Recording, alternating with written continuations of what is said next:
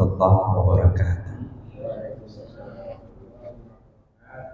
Alhamdulillahi rabbil alamin wa bihi nasta'inu ala umuri dunya waddin. Wassalatu wassalamu ala sayyidina Muhammadin wa ala alihi wa sahbihi wa man tabi'ahum bi ihsanin ila yaumiddin. Amma ba'd. Syukur kita Bapak Ibu sekalian atas segala nikmat yang Allah berikan kepada kita.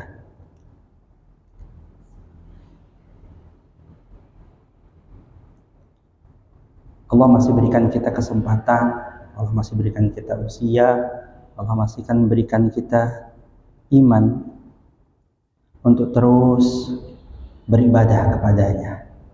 Dan salah satu bentuk ibadah kepadanya adalah kita belajar tentang agamanya.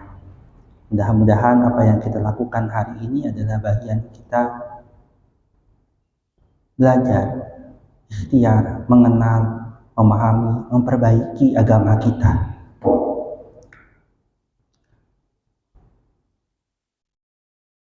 Hadirin yang dirahmati Allah Subhanahu wa taala, serial kita adalah serial tentang pandangan hidup Islam. Apa yang kita inginkan dalam pengajian ini adalah kita bisa mengubah cara pandang kita, memperbaiki cara pandang kita, memantapkan cara pandang kita sesuai dengan agama yang Allah turunkan lewat nabinya. Kenapa penting untuk memperbaiki sudut pandang kita, memantapkan sudut pandang kita, cara pandang kita? Karena itulah yang dilakukan oleh Nabi Muhammad SAW selama 13 tahun awalnya di Makkah Al-Mukarramah dalam periode dakwahnya yang pertama. Bapak Ibu sekalian yang dirahmati Allah, Rasul datang itu bukan menyuruh langsung sholat gitu, enggak. Rasul datang menyuruh puasa, enggak. Sholat itu yang 5 waktu itu baru disyariatkan di tahun Isra Mi'raj itu berarti tahun ke-11 kalau tidak salah, 13 atau 12 ya, sekitar itu, Allahu a'lam. Yang pasti di akhir-akhir dakwah Nabi di Mekah. Jadi lebih kurang 10 tahun dakwah dulu, ngajak dulu masuk Islam, baru ada syariat 5 waktu. Jadi orangnya udah siap dulu. Bapak Ibu yang dirahmati Allah, bahkan minum khamar, minum-minuman keras yang beralkohol itu baru dilarang itu sesudah Nabi hijrah ke Madinah. Berarti lebih dari 13 tahun. Jadi orang sudah 13 masuk Islam tapi masih mabok. Ada zaman itu. Karena apa? Karena belum dilarang.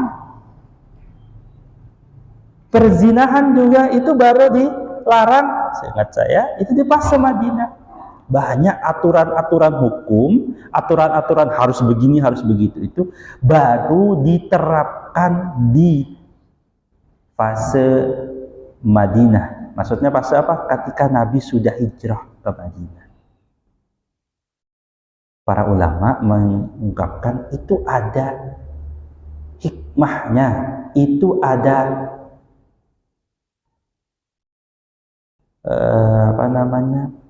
ada tujuannya. Nggak gimana gitu saja. Tapi kata para ulama, Allah itu ingin memantapkan iman, ketauhidan dari orang-orang awal masuk Islam itu. Allah ingin umat Islam itu cara pandangnya betul dulu. Umat ini haruslah siap hatinya dengan lapang dada nanti diatur oleh Allah Subhanahu wa ta'ala. Oleh karena itu kemarin di pertemuan-pertemuan sebelumnya saya sudah menyampaikan tentang ridha.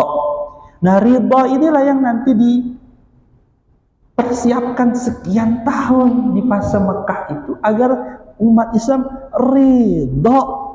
Ridha apa? Ridha diatur oleh Allah Subhanahu wa ta'ala.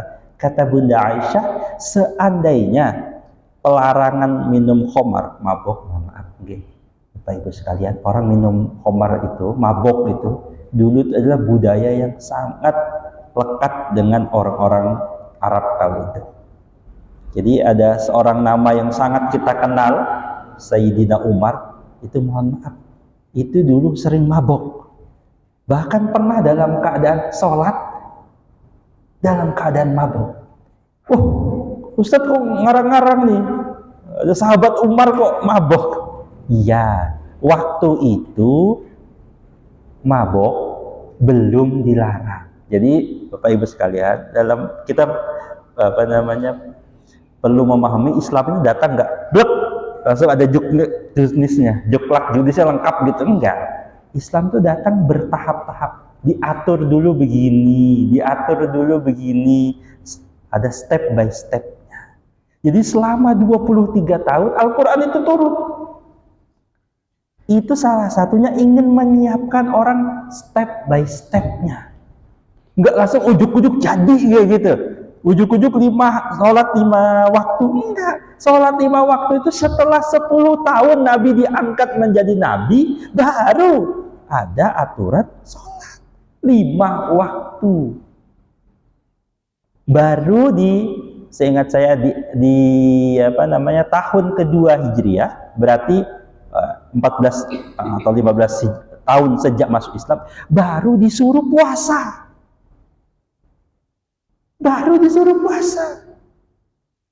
Nanti zakat belakangan lagi.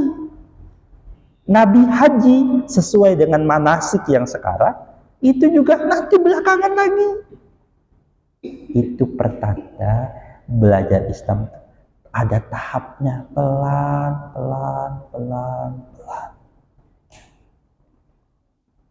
Makanya nggak tepat ada orang bilang, saya ini sudah tua Pak.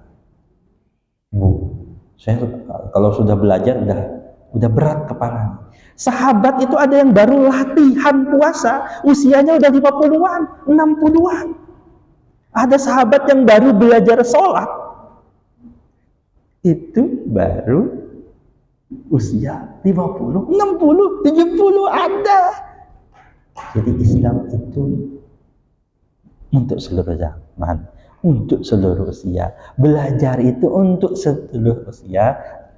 Tapi memang bagi yang kita ini lahir dalam keadaan Islam, didorong untuk belajar sedari kecil, sedari sempat. Soalnya kata guru kami ada tuh orang-orang, nanti waktu kecil nanti aja lah belajar agamanya, nanti agak besar. Dan SD kan katanya nanti aja ada agak besar. Giliran sudah mulai SMP SMA, aduh belum siap nih. Nanti tahu-tahu sudah kuliah, sudah lulus, nanti aja kami belajar lagi. Udah sibuk bekerja, sibuk cari nafkah, sibuk macam-macam. Nanti udah giliran sudah tua, aduh kami ini udah tua. Kapan jadi belajar kan gitu? Nanti. Mudah-mudahan apa yang kita bangun ini adalah cara kita memperbaiki diri dengan mengenal agama kita dengan lebih baik. Amin ya rabbal alamin. Hadirin yang dirahmati Allah Subhanahu wa taala, di kesempatan sore hari ini saya akan bicara tentang ta'riful insan, mengenal insan. Kalau dalam ilmu tasawuf itu ada satu perkataan yang sangat terkenal. Man arafa nafsa faqad arafa rabbah. Barang siapa yang mengenal dirinya, maka ia akan mengenal Tuhannya. Salah satu cara kita mengenal, mendekatkan diri sempurna dalam beribadah kepada Allah Subhanahu wa taala adalah kita mengenal diri kita. Bapak Ibu, saya itu dosen di kampus. Terkadang saya tanya-tanya lah tentang kayak gini itu ke mahasiswa saya. Kita itu apa sih? Dari situ saya ingin menangkap seberapa paham sebenarnya manusia itu, misalnya mahasiswa saya, tentang agamanya, tentang dirinya. Misalnya saya tanya, misalnya saya diskusi di kelas, apakah Islam itu kejam? Muncul jawabannya, Pak, Islam begini. Apakah begini dan begitu? Nah, salah satu yang jadi catatan adalah mahasiswa itu terkadang tidak memahami dirinya sebagai manusia. Itu yang saya tahu ya. Nah, oleh karena itu dalam forum-forum saya sering mengingatkan kita, salah satunya tentang kita mengingat kembali diri kita. Bapak Ibu yang dirahmati Allah, dulu kita ini di zaman kita masih di alam ruh. Ada yang ingat? Tentu tidak. Allah hapus ingatan itu. Kita nggak ingat keadaan kita di zaman ruh. Tapi Allah ingatkan dalam Al-Quran. Dulu kalian itu pernah aku tanya, kata Allah. Alastu birabbika, apakah aku Tuhanmu? Jadi semua ruh sebelum nanti ditiupkan ke dalam janin ibu mereka, itu pernah ditanya oleh Allah Subhanahu wa ta'ala, alastu birabbika, bukankah aku Tuhanmu? Ditegaskan betul-betul. Apakah aku Tuhanmu? Ditanya kepada ruh itu oleh Allah Subhanahu wa ta'ala. Begitu disampaikan dalam Al-Quran. Lalu ruh itu termasuk kita, termasuk orang yang sekarang, mohon maaf, mungkin beragamanya yang lain, bukan Islam, orang-orang kafir itu, dulu sama jawabannya. Qalu bala syahidna. Benar, sungguh benar, kami menyaksikan itu, bahwa engkau adalah Tuhan kami. Kira-kira begitu. Kok tiba-tiba berubah, Pak? Masuk ketika jadi orang kok berubah agamanya. Maka kita ingat Nabi Muhammad SAW mengingatkan kepada kita, Kulu Bani Adam, setiap anak keturunan Adam itu, Pak Ibu, kita ini semua keturunan Nabi, ya. Ya ada, kita bukan kebanyakan kita mayoritas bukan keturunan Nabi Muhammad, iya, tapi kita minimal kita keturunan Nabi juga. Nabi siapa? Pertama Nabi Adam. Yang kedua, menurut para sejarawan, kita ini anak keturunan Nabi Nuh. Karena yang naik kapal tuh, Pak, nah, ketika era zaman Nabi Nuh itu, Bapak Ibu sekalian, itu yang nanti dari orang-orang yang di kapal itu ternyata semuanya tidak punya keturunan kecuali 3 anak Nabi Adam. Tiga anak Nabi Nuh. Oleh karena itu para sejarah menyampaikan anak keturunan Nabi Nuh inilah yang nanti sampai ke kita. Nah, sebagai anak keturunan Adam ini, anak keturunan Nabi ini, kata Nabi, yuladu alal fitrah, dilahirkan itu dalam keadaan fitrah. Dalam keadaan fitrah itu apa? Dalam keadaan Islam lah itu. Berimanlah dia itu. Tapi Nabi sampaikan ada tapinya. Lalu kedua orang tuanya lah yang menjadikan dia Yahudi, Nasrani atau Majusi. Intinya yang merubah itu siapa? Orang tuanya atau lingkungannya lah nanti yang menjadikan orang itu tidak beragama. Jadi ini Bapak Ibu sekalian, kita perlu tahu betul, kita perlu sadari betul, kita ini anak keturunan terhormat, anak keturunan Nabi. Jangan malah malu nenek moyang kita. Ada kan orang bilang, saya ini bukan keturunan siapa-siapa. Setiap ada orang ngomong itu saya sampaikan, sampean itu anak keturunan Nabi, bukan anak orang biasa-biasa. Semua kita tuh anak keturunan Nabi. Jangan bikin malu, jangan minder juga. Ya, kita ini anak keturunan Nabi Adam alaihissalam. Di Al-Quran itu dipanggil ya Bani Adam, wahai anak keturunan Adam. Ingin mengingatkan kita itu bukan sepele. Itu ingin menunjukkan, kalian itu anaknya keturunan Nabi loh. Kalau dipanggil gitu tuh, kalian itu anak keturunan Nabi. Jangan main-main. Ya tadi hadis Nabi tadi, orang tuanya lah yang menjadikan dia berbeda. Pak, Ibu sekalian. Begitu juga anak kita masing-masing, keturunan kita itu lahir dalam keadaan fitrah baik. Oleh karena itu, kalau anak jadi kurang baik, yang ditagih pertama orang tuanya, bukan guru sekolahnya, bukan dulu dipondokkan, pondok di mana, bukan. Yang ditanya orang tuanya. Sekolah, pondok dan sebagainya itu hanyalah sarana membantu orang tua. Tetap yang ditanya orang tuanya. Kalau anaknya nanti durhaka, apa durhaka ke pondok? Enggak, durhaka yang nanti ditanya pada orang tuanya. Karena orang tuanya yang hati-hati juga.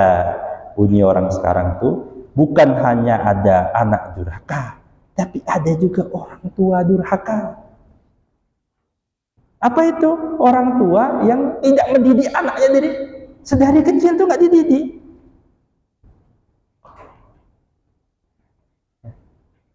Ustaz, anak saya masukkan pesantren aja lah, biar bisa ngaji, pinter, sholat. Sampai sholat? Enggak. Gimana dididik untuk anaknya, berharap anaknya jadi sholat, tapi orang tuanya nggak sholat. Di sekolah dia diajari sholat begini, 5 waktu gini, lalu dia pulang, lihat orang tuanya nggak sholat. Anaknya dididik suruh di sekolah pakai jilbab, lihat ke rumah orang tuanya nggak pakai jilbab. Itu tuh hadis yang tadi itu, anak itu lahir dalam keadaan fitrah, dalam keadaan baik. Orang tuanya yang nanti akan ditanya. Ustaz, tapi ada Pak Ustaz, kami ini dah didik baik-baik, sudah melatih anak kami dengan baik, sudah kami ajarkan yang baik, sudah kami beri sekolah yang baik, tapi kok kayak gini jadinya. Kalau sudah berusaha, kalau sudah diikhtiarkan, ya itulah nanti kita bisa jawab di hadapan Allah. Ya Allah, kami sudah berikhtiar, kami sudah mendoakan, kami sudah mendidik, tapi ya Allah jadinya begitu. Itu ujian dari Allah. Yang dapat ujian apa? Hanya orang-orang sedikit itu? Enggak. Para nabi pun dididik oleh Allah Subhanahu wa taala, nanti diuji oleh Allah Subhanahu wa taala dalam keadaan itu. Nabi yang tadi kita sebut, Nabi Nuh, nanti di dalam ayat surat ayat 10 dalam surat At-Tahrim kalau tidak salah itu, Allah sudah mengingatkan kita satu perumpamaan tentang, kalau dia surah ini ceritakan tentang istri Nabi Nuh dan istri Nabi Lut. Bu, Pak, ini istri Nabi. Yang didik langsung tuh Nabi. Bukan pondok pesantren apa saja, bukan kiai, bukan, Nabi langsung. Tapi apa yang terjadi? Istri Nabi Nuh dan Nabi Sri Lut itu ingkar, masuk minal kafirin, pada orang-orang yang ingkar.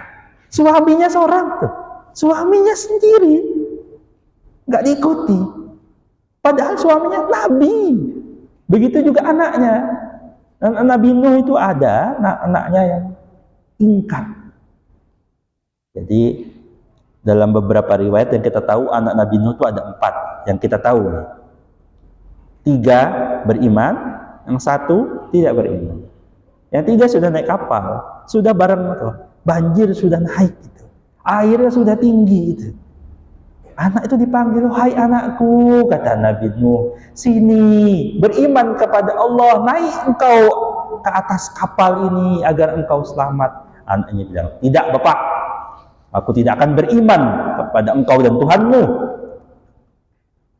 Aku akan cari gunung yang tinggi, tempat yang tinggi agar aku selamat dari banjir ini." Apa kesudahannya? Nabi Nuh kehilangan anaknya. Yang 1 3 sudah naik di atas kapal, yang 1 ini ketinggalan di situ dan tidak mau beriman dan bertakwa kepada. Ya, kalau pengecualian, kalau nanti sudah diikhtiarkan, sudah diusahakan, masih aja ada yang tegak tuh, yang seperti itu, maka ya Allah yang nanti yang sudah menentukan takdirnya seperti itu. Tapi umumnya ikhtiarnya kita didik jadi anak yang soleh. Mudah-mudahan hasilnya juga jadi yang soleh, solehah. Bapak Ibu yang dirahmati Allah Subhanahu wa Ta'ala. Nah, setelah kita mengenal diri kita, bahwa kita itu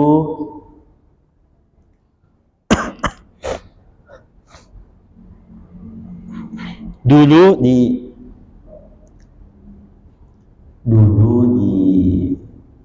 alam ruh sudah bersaksi kepada Allah, ya Allah, kami bersaksi Engkau adalah Tuhan kami. Lalu titipkanlah manusia ke dalam ruh, ke dalam jasadnya yang berada di kandungan ibu mereka. Dulunya manusia itu, nenek moyang kita, Nabi Adam itu diciptakan dari tanah. Dan memang sudah sejak penciptaannya, seperti kita dulu diingatkan ya dalam Al-Quran, A'udzu billahi minasyaitonir rajim. Wa idh qala rabbuka lil malaikati inni khaliqum basharan min salsalin min hama'in masnun. Dan ingatlah ketika Tuhanmu berfirman kepada para malaikat, sesungguhnya aku, kata Allah, akan menciptakan seorang manusia dari tanah yang kering, dari lumpur yang hitam yang diberi bentuk. Bapak Ibu yang dirahmati Allah Subhanahu wa Ta'ala, kita tuh diingatkan juga setelah kita tadi diingatkan bahwa kita itu anak keturunan Adam, anak keturunan yang mulia. Tapi Nabi Adam alaihissalam itu diciptakan awalnya dari tanah yang hitam lagi, lumpur. Mohon maaf kalau sampai saat ini yang tanah berlumpur begitu itu, kita tidak menganggap itu barang yang berguna. Dalam artian ya barang yang mulia, mohon maaf, ada gunanya ada, tapi itu bukan suatu barang yang mulia. Oleh karena itu sejak diciptakan nenek moyang kita Nabi Adam itu sudah dipandang remeh oleh siapa? Oleh setan, iblis. Hah? Dari tanah, kira-kira begitu. Jelek. Kata apa namanya? Iblis, aku ini diciptakan dari api. Dia itu dari tanah. Menurut iblis, api itu lebih keren dibanding tanah. Walaupun kata guru saya, sekarang yang mahal itu harga tanah, bukan harga korek api, katanya gitu. Tapi ya, maksudnya sampai sekarang yang tanah itu dipandang remeh, maksud dari zaman iblis. Tapi ternyata Bapak Ibu sekalian yang dirahmati Allah, bukan itu yang membuat kita mulia. Bukan itu yang membuat kita dibanggakan oleh Allah Subhanahu wa Ta'ala. Bukan yang tanah tadi.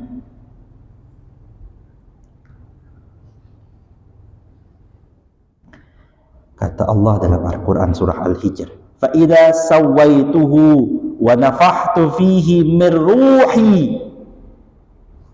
فَقَعُوا لَهُ سَاجِدِينَ. Maka apabila aku telah menyempurnakan kejadiannya, Allah sudah buat untuk manusia itu, dan telah meniupkan ke dalamnya ruh ciptaanku. Nah, yang disebut ruh inilah yang membuat kita mulia, yang membuat kita dibanggakan oleh Allah Subhanahu wa Ta'ala, yang menjadikan diri kita lebih baik dari ciptaan yang lainnya.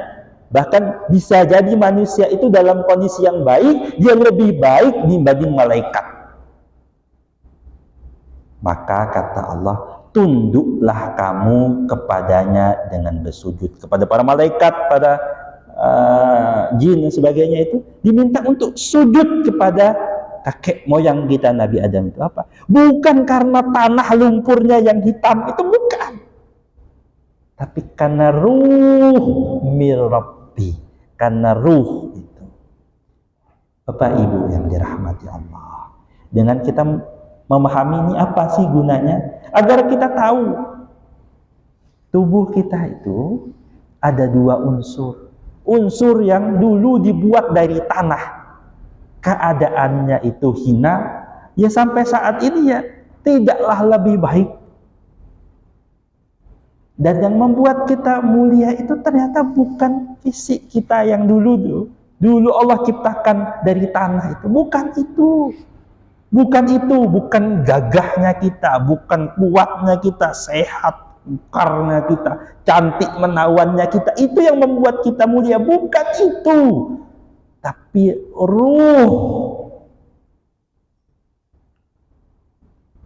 ruhani kita. Ruh mir Rabbi. Pak Ibu yang dirahmati Allah, dari situ kita paham bahwa kita itu terbuat dari jasad dan ruh kita.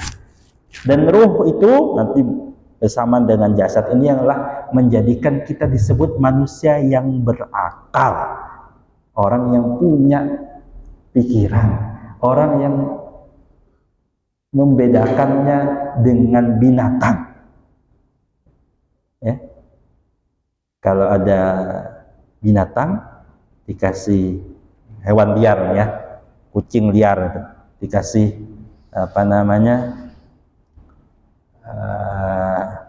ikan asin sama emas, dia akan memilih.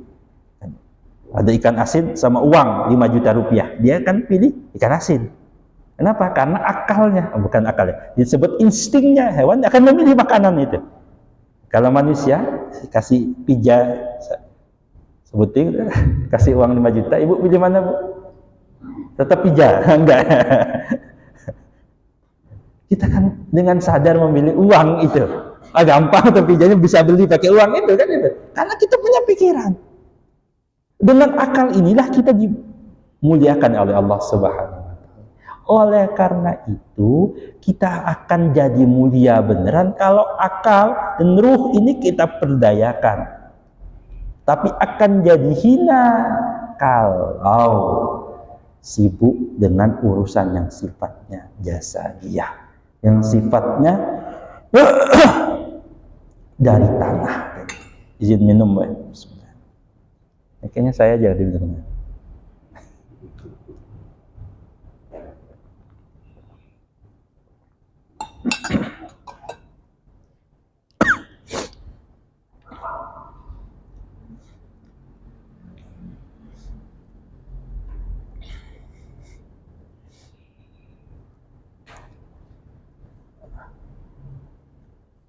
Setelah kita paham dan sadar dan mengingat lagi betul-betul bahwa diri kita ini ada unsur jasad dan unsur ruh, jangan salah juga. Oh, berarti kita ngurusin yang ruh saja, jasad tidak. Nanti Bapak Ibu yang dirahmati Allah, menurut para ulama, nanti yang dihidupkan lagi di akhirat nanti itu ruh dan jasad kita sekaligus. Dibangkitkan itu bukan cuma ruhnya, sama jasadnya juga. Oleh karena itu jasad ini perlu juga dipikirkan. Jasad ini perlu juga kita sesuai dengan aturan yang Allah berikan. Oleh karena itu perlu tawazun, seimbang antara hak-haknya masing-masing, dipenuhi hak-haknya masing-masing. Yang pertama kita diingatkan juga bahwa kita itu punya segumpal darah yang itu menentukan diri kita. Fa inna fi jasadi mudghah idza saluhat saluhal jasadu kullu wa idza fasadat jasadu. Ada segumpal daging, segumpal darah di dalam tubuh ini. Di itu adalah qalb. Kalau kita sering bilang dengan hati, tapi hati itu bukan hati yang fisik ini sebenarnya. Hati yang mana? Yang ibu kalau sakit hati, nah rasanya yang sakit, nah itu hati yang itu tuh, hati yang merasakan betul sakitnya itu. Udah ditolong malah kata-katanya kasar, sakit saya Pak. Nah, kira-kira itu ruh yang itu. Yang kata Nabi, jika itu baik-baik seluruh tubuhnya, tapi ketika dia fasadat, buruk-buruk pula seluruh tubuhnya, jasadnya. Maka kita ingat betul bahwa kita itu punya yang namanya hati. Yang kedua, kita punya yang namanya akal pikiran. Oleh karena itu Allah ingatkan dalam surah Al-Isra, wala taqfu ma laysa laka bihi ilm innas sam'a wal basara wal fuad kullu ulaika kana anhu mas'ula. Dan janganlah kamu wahai manusia mengikuti apa yang tidak mempunyai pengetahuan tentangnya. Sesungguhnya pendengaran, penglihatan, dan mata hati itu semuanya akan diminta pertanggungjawaban dari Allah Subhanahu wa Ta'ala. Pak Ibu yang dirahmati Allah, oleh karena itu satu ibadah yang paling panjang usianya, paling panjang waktu yang diminta, bukan sholat. Sholat paling berapa menit sehari, kita sholat itu berapa menit saja ya, mungkin sampai 1 jam lah kalau yang lama sholatnya ya. Kalau puasa lama Ustaz, puasa tuh yang wajib tuh cuma 30 hari atau 29 atau 30 hari di bulan Ramadan, itu pun enggak full. Maksudnya apa? Kan malamnya makan, malamnya bisa macam-macam ya kan. Puasa belum habis dah jejer orang jualan buka macam-macam, enak-enak, tak panjang. Lalu yang panjang itu apa? Yang panjang itu salah satunya adalah yang paling panjang itu menuntut ilmu. Salah satu yang panjang selain ilmu itu adalah lembaga pernikahan. Itu ibadah. Sabarnya ibu sama suami, ya, sabarnya suami mengerti istri itu sabar. Suami, saya udah kasih tahu, udah ngasih kode, minta itu, tapi nggak dikasih-kasih. Sabarnya ibu itu ya itu dapat pahala. Sabarnya bapak ikhtiar nyari nafkah, siap. Hari-hari itulah juga pahala. Tapi lebih panjang dibanding itu adalah menuntut ilmu. Agar apa? Karena kita tuh diberikan akal, disuruh gunakan akal itu, akal akan berjalan dengan pengetahuan, dengan ilmu. Maka belajar itu, kata Nabi, faridatan ala kulli muslim wa muslimatin, wajib bagi setiap muslim dan muslimah. Kapan? Para ulama menyampaikan hadis yang walaupun ada perdebatan tentang sanad di sini, tapi ingatkan kepada kita. Kapan belajar itu? Minal mahdi ilal lahdi, dari buayan sampai liang lahat, sampai kita nanti sampai batas usia kita. Wallahu a'lam usia berapa. Panjang. Itu yang pertama, qalbu. Yang kedua tadi tentang akal. Yang ketiga tentang jasad.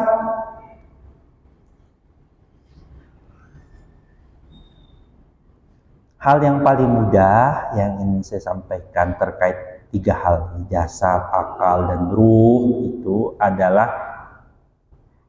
ketiga-tiganya itu butuh makan dan minum. Masalahnya Bapak Ibu sekalian, jasad itu ngasih tahu kalau kapan dia lapar, kapan dia haus. Ngasih tahu kalau lapar, belum sarapan nih. Tadi baru makan, tadi belum, dari pagi belum sarapan nih, udah jam 10. Tadi itu cuma ngemil untuk 5. kata orang sini belum sarapan tuh. Sarapan kalau makan, kalau belum ketemu nasi kuning, belum makan nasi, belum makan. Padahal sudah 5 untuknya. Itu pun sanggarnya 3 katanya. Belum makan. Tapi diri itu tahu dengan sadar betul kalau lapar. Kalau yang suka ngopi, Bapak Ibu, Bapak-bapak nih, kalau saya tuh suka ngopi. Kalau belum ngopi tuh, jam segini lupa saya belum ngopi nih. Ada rasanya, ada yang kurang nih. Tubuh tuh tahu alarm, punya alarmnya. Kapan lapar, kapan fisik ini. Masalahnya, yang masalah ilmu. Jadi makanannya akal dan makanannya ruh. Akal, makanan dan minumannya adalah ilmu, ruh adalah ibadah, zikir kepada Allah. Masalahnya alarmnya tuh nggak kerasa. Ini yang jadi masalah. Nggak tahu kapan laparnya itu, cuek-cuek saja. Nah, ini yang perlu kita jaga. Oleh karena itu kita nggak diazab terkait masalah lapar dan haus fisik itu. Cuma kita akan nanti diazab kalau kita itu ternyata sedang kelaparan. Dengan zikir, kelaparan, kehausan dengan ilmu, tapi tidak kita beri makan dan tidak kita beri minum tubuh kita ini.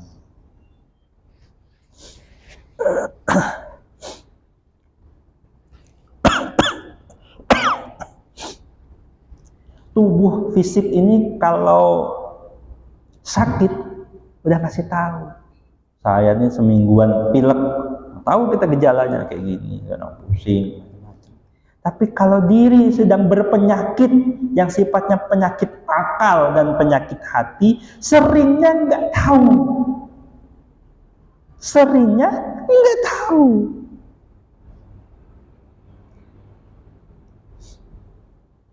Kemarin saya pengajian ibu-ibu ya di Mangkurawang tuh, sampai ramai ada yang nanya.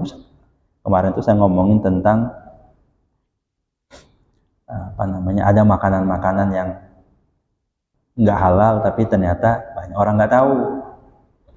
Contohnya kemarin tuh ibu-ibu saya ceritakan tuh orang pada bikin setrup, ya, setrup tuh Pak. Itu kadang dicampur satu bahan, misalnya kayak Frambozen atau vanili itu yang dari botolan tuh. Coba beli Pak, ada tulisannya alkohol. Komposisi pertamanya alkohol. Tapi selama ini tuang-tuang aja. Lalu bilang, waduh kami nggak tahu Ustaz. Ada bikin kue dicampur rum misalnya, bikin cake, enak Ustaz, rasanya enak, iya. Tapi bahannya ada yang haram. Lalu kenapa? Nggak tahu Ustaz. Nah masalahnya ini nih, nggak tahunya ini kan nggak ketahuan. Kecuali dikasih tahu. Wah, oleh karena itu cara memberi makan dan memberi minum akal itu dengan belajar. Jangan merasa aku sudah tahu, aku udah banyak pengajian nih, aku udah macam-macam ya gitu kira-kira. Saya sudah tahu, itu bahaya. Itu adalah bisikan setan yang masuk ke terus menuntut ilmu. Bukan harus sekolah, tak harus pun sekolah. Saya sampai sekarang itu kebanyakan sekolahnya sekolah formal, itu bukan belajar agama. 1 S2 sampai S3 saya kuliah bukan belajar agama. Artian ilmu syar'i gitu, enggak. Tapi sembari sekolah saya belajar. Saya dulu mulai kecil sering ikut almarhum bapak saya itu ceramah di mana-mana. Dari situ belajar. Lalu saya pun ambil kuliah tuh sambil mondok. Jadi siang kuliah, malam subuh sampai subuh tuh di pondok belajar. Nggak ada gelarnya tuh, tapi di situ rasa nikmat. Kita memberi makan akal masalah keduniaan, saya belajar. Makanya itu teguran kepada oleh guru-guru kami itu mengingatkan, kamu itu jangan ilmu dunia sampai doktor, tapi ilmu agamanya setaraf anak SD ya gitu. Disuruh untuk belajar lagi, terus belajar. Kayak sampai saat ini pun saya orang yang berilmu banyak dalam agama, tapi terus belajar. Kita sama terus belajar. Tidak ada batas usia kita. Bahkan ada ulama itu Bapak Ibu sekalian, yang baru belajar agama itu, usianya baru 40 tahun. Dan nanti orang ini jadi ulama besar. Jadi ada yang start usianya tuh dari 30, 40, dan tua. Dalam artian ya dibanding anak-anak yang mulai dari kecil gitu ya. Tapi jadi ulama besar. Terus belajar. Jadi karena tidak dikasih tahu masalah makan minumnya ilmu itu, maka kita belajar. Terus ikhtiar, memaksa diri untuk duduk dengan para guru, para ustaz. Nah, siapapun itu, upayakan. Dulu masalahnya nih ya, masalahnya nggak tahu kapan laparnya. Kalau makan kan bisa 3 kali sehari, kalau yang nggak terlalu sering berarti 2 kali sehari. Nah, kalau ilmu, ulama menyampaikan 3 hari itu adalah batas waktu kelaparannya diri tentang ilmu. Duduk di majelis ilmu itu adalah 3 hari. Terus sebagian ulama ya menyampaikan begitu. Saya mengikuti. Jadi upayakan dalam 3 hari itu ada. Tapi kan sekarang tuh Allah mudahkan betul. Ambil HP, dengarkan. Ada. Bisa. Tapi bukan cukup di situ. Duduknya kita di majelis ilmu itu beda sama buka HP lalu dengarkan sambil orangnya sambil tiduran sambil ngantuk ini. Beda. Pahalanya beda, keberkahannya beda. Maka upayakan dalam seminggu itu ada waktu-waktu yang kita sediakan untuk duduk di majelis ilmu. Itu juga anak-anak kita. Jangan sibuk sekolah saja, tapi upayakan juga ajak duduk bersama para ustadz, guru, dimanapun forumnya. Agar apa? Agar ngasih makan ilmu, masih makan akal kita itu dengan ilmu itu. Yang terakhir yang saya sampaikan bahwa kita perlu masih makan tentang ruh kita. Kasih makan yang paling utama adalah dengan apa? Dengan sholat kita. Berarti seminimal-minimalnya itu adalah kita sholat 5 kali sehari. Ya. Meletakkan nih kepala yang kita bangga-banggakan, otak yang kita banggakan. Nih aku kuliah sudah sampai sini, nih aku pintar, nih aku begini dan begitu. Kata-kata aku itu ditaruh, diletakkan lebih rendah dari mohon maaf dari bokong kita, dari pantat kita nih, yang mohon maaf tempat membuang kotoran itu. Ketika sujud itu lebih tinggi posisinya dibanding otak. Itu salah satu hikmah yang mengingatkan kepada roh kita. Penting itu. Bukan itu yang utama. Apa gunanya kau gunakan otak itu tapi menentang Allah Subhanahu wa Ta'ala? Apa gunanya kau punya harta banyak tapi melanggar perintah Allah Subhanahu wa Ta'ala? Apa gunanya kau punya jabatan tinggi kalau jauh dari Allah Subhanahu wa Ta'ala? Itu Salat kita itu adalah cara kita memberi makan. Begitu juga ibadah-ibadah yang lain. Intinya ibadah-ibadah kita itu adalah cara kita memberi makan ruh kita, qalb kita. Zikir-zikir itu adalah yang menenteramkan hati kita. Kata Allah dalam Al-Quran, ala bidzikrillahi tatma'innul qulub. Hanya dengan mengingat Allah, hati menjadi tenang. Bapak Ibu sekalian, lihat di kota-kota besar. Saya nggak tahu kalau di sini tuh. Orang kerja di Jakarta itu Pak, berangkat gelap, pulang gelap kerja itu. Mereka tuh terkadang hatinya nggak tenang, uangnya banyak, tinggal di rumah yang mewah, tapi hati nggak tenang. Apakah butuh uang? Bukan. Mereka sekarang bilang, oh saya butuh healing, jalan-jalan. Iya, itu sedikit menenteramkan saja. Tapi intinya bukan di situ. Tapi dengan kita memberi makan ruh. Bagi yang punya anak, yang sedang mendidik anak, jangan lupa beri makan anak kita. Bukan hanya makanan yang bernutrisi, minuman yang bernutrisi, halalan thayyiban. Juga kita beri anak kita itu makanan akalnya berupa ilmu, baik ilmu dunia maupun ilmu akhirat. Lalu jangan lupa juga memastikan anak kita tidak kelaparan, tidak kehausan ruhnya, qalbnya. Dengan apa? Dengan ibadah, dengan zikir kepada Allah Subhanahu wa ta'ala. Demikian itu yang ingin saya sampaikan. Mudah-mudahan ada manfaatnya buat saya dan kita semua, agar ini ikhtiar kita untuk jangan sampai kita kehausan, kelaparan, gersang diri kita jauh dari Allah Subhanahu wa ta'ala. Demikian, kalau ada yang ditanyakan kami persilakan. Taufiq wal hidayah. Assalamualaikum warahmatullahi wabarakatuh.